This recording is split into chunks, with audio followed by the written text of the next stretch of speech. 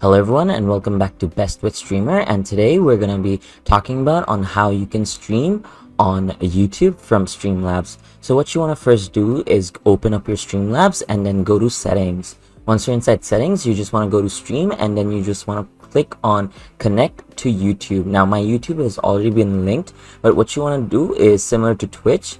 It's going to open up a tab like this, and once it opens up a tab, what you want to do is basically log in. Now once you're done logging in, it says my password is incorrect. I'm not sure why, but it's going to come to something like that. Once that's done, once it's connected, you can just start streaming, and that's about it. So I hope you found this video helpful. If you did, please drop a like, and if you want to see more videos like this in the future, don't forget to hit that subscribe button as well as that notification bell. Thank you so much for watching, and I hope you can check out our other videos as well. With that being said, thank you so much for watching. Bye bye.